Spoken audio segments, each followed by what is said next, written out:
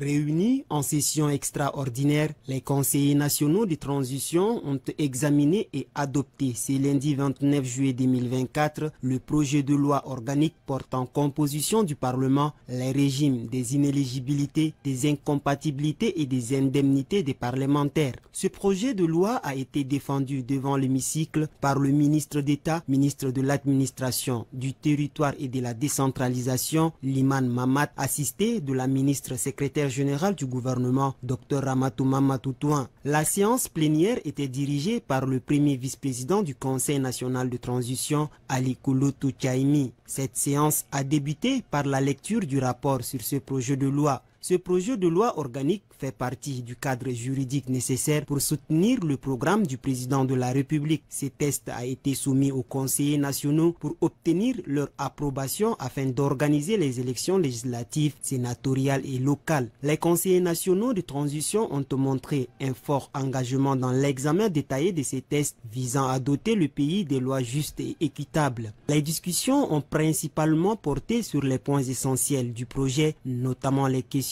des inéligibilités et des incompatibilités parlementaires afin de garantir l'intégrité et l'éthique au sein du Parlement. Le ministre d'État, ministre de l'Administration, du Territoire et de la Décentralisation, Liman Mamad, a affirmé devant les conseillers être prêt à mettre en œuvre la vision du président de la République. Après examen, le projet de loi organique portant composition du Parlement, les régimes des inéligibilités, des incompatibilités et des indemnités des parlementaires a été adopté à la majorité. 153 voix se sont prononcées pour, 15 contre et 0 abstention. L'adoption de ce projet de loi organique marque une étape importante dans les réformes institutionnelles entreprises par le gouvernement. Je voudrais donc vous rassurer que ce que nous le faisons pour quand même créer donc les conditions de l'exécution pleine et entière des promesses qui ont été donc faites par le chef de l'État.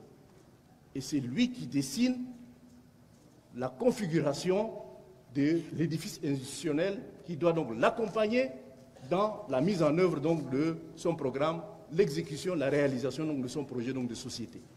Le gouvernement travaillera donc dans ce sens et sollicitera donc le CNT pour permettre à ce que, dans les délais donc requis, on puisse organiser les consultations, afin donc de mettre en place le Parlement, à commencer bien entendu par les élections quand même législatives, les élections locales et les locales qui vont permettre donc de mettre en place le Sénat sur la base des élections au suffrage universel donc indirect, et nous aurions quand même donc tous œuvré pour que le retour à l'ordre constitutionnel donc parfait soit réalisé donc dans notre pays. Et c'est l'objectif donc de tout un chacun.